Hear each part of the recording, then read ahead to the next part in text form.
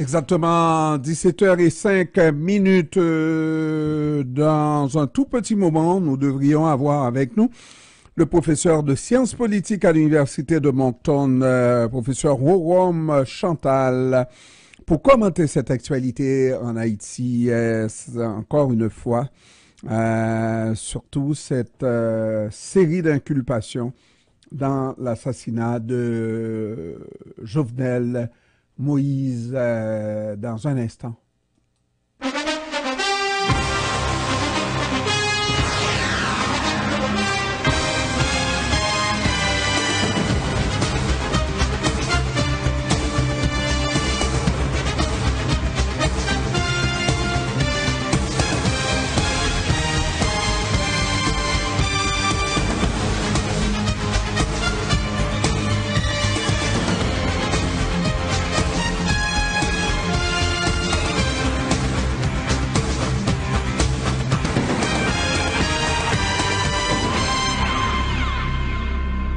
Et le professeur est avec nous, professeur Rorom Chantal, professeur de sciences politiques à l'Université de Moncton. Comment ça va, monsieur le professeur?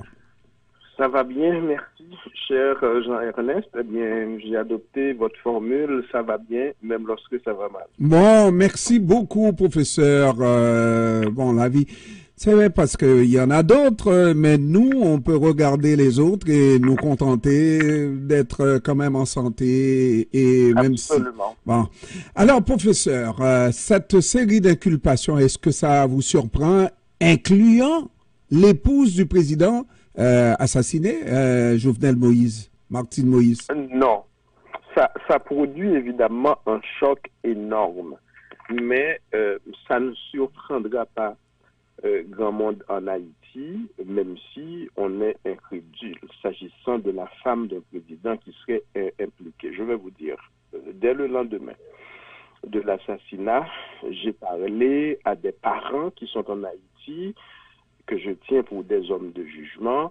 Je suis issu du monde médiatique haïtien, comme vous d'ailleurs. Je garde en contact avec des leaders d'opinion. Il y en a qui sont un peu sceptiques, mais il y en a aussi qui ont interprété, ont relevé des contradictions énormes dans les premières déclarations que la première dame a faites dans les médias. Exemple, elle a dit qu'elle avait reçu jusqu'à 8 balles.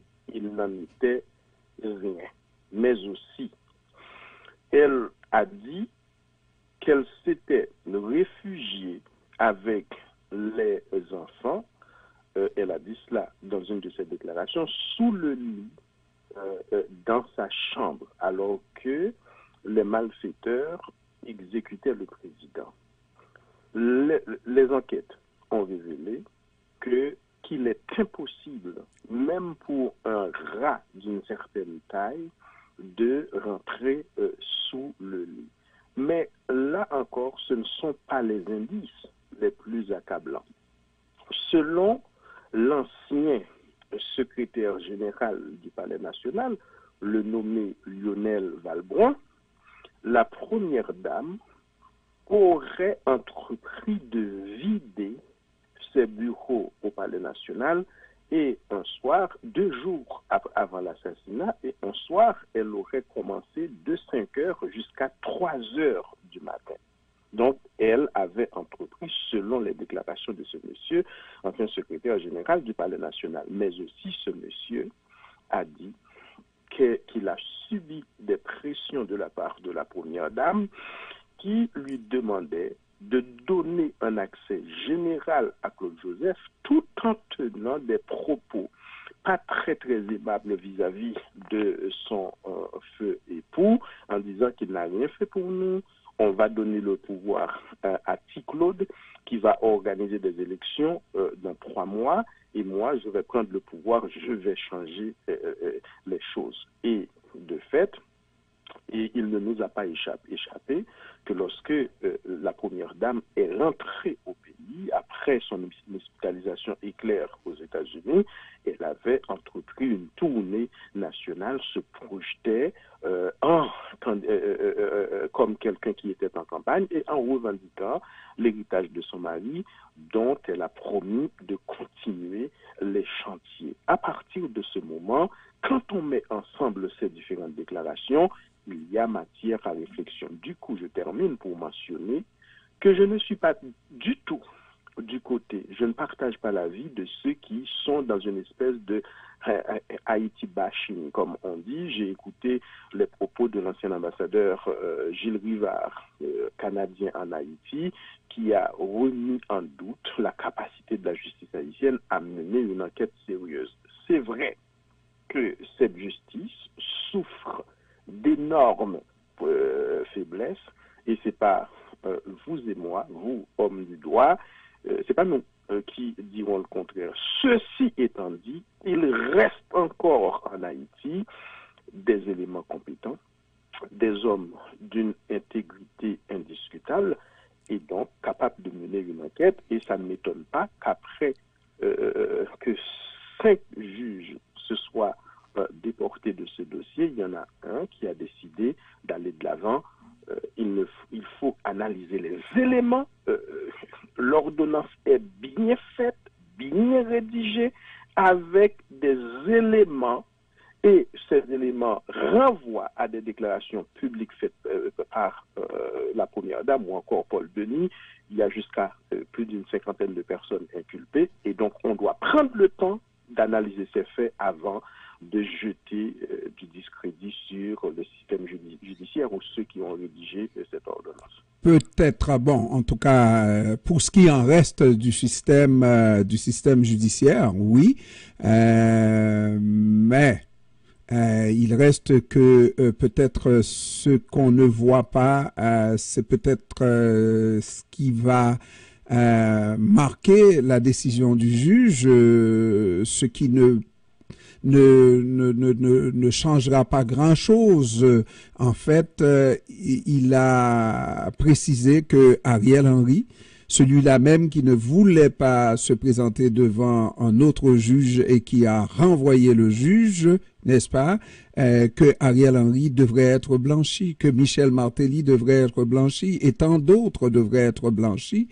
Et lorsqu'on sait que c'est le Premier ministre lui-même qui a renvoyé ce juge qui l'avait invité à venir pour l'auditionner, hein, et qu'un autre s'est présenté chez lui tout à l'heure à la blague, je disais, dans sa chambre à coucher pour l'auditionner, et quelque temps plus tard, en catimini, le blanchi, je ne pense pas qu'il y ait, à tout le moins, de la transparence dans ce dossier de blanchiment du Premier ministre.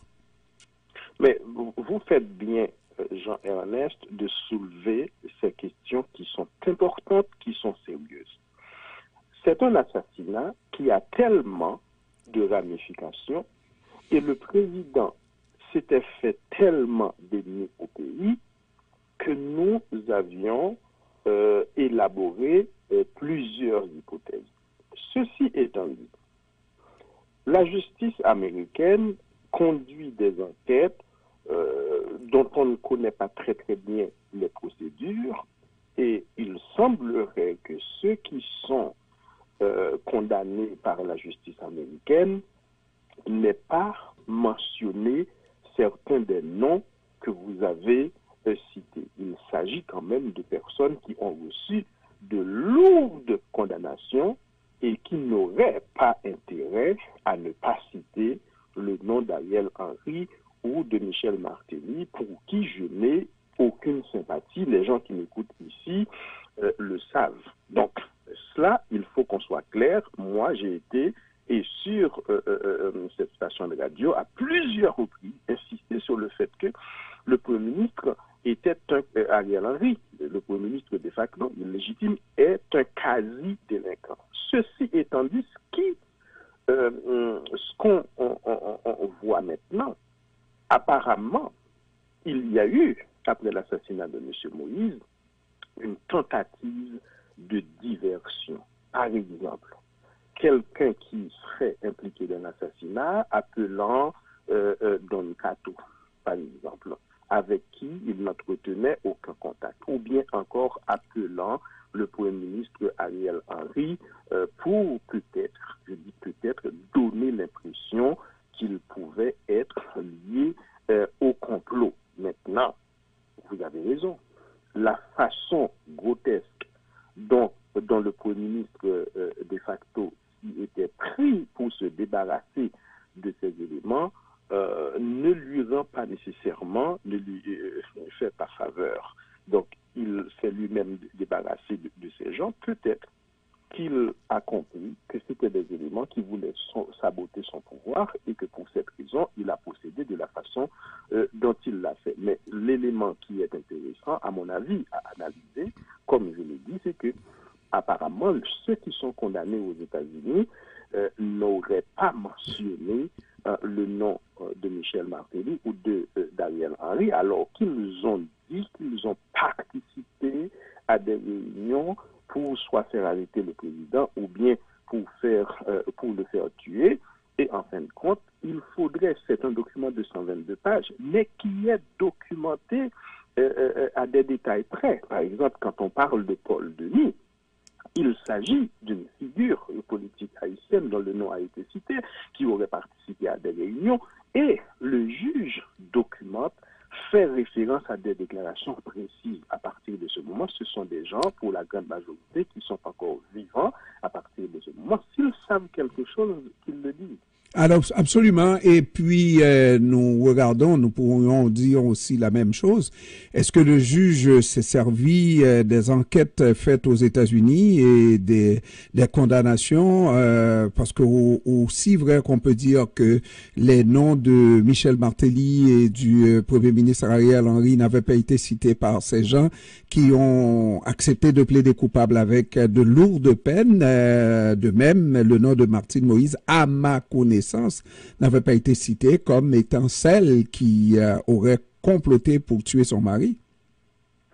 Ça, c'est encore une autre importante question que vous avez sortie de votre chapeau de magicien. Je vais vous dire, je reviens à ce que je dis, aux ramifications extrêmement complexes qui auraient mené à l'assassinat de Jovenel Moïse.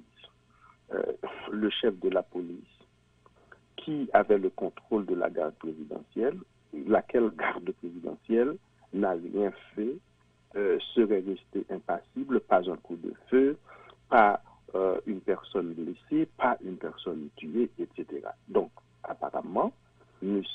Léon Charles était au courant. Donc, le président a été livré. Mais aussi, qu'est-ce que vous avez vu?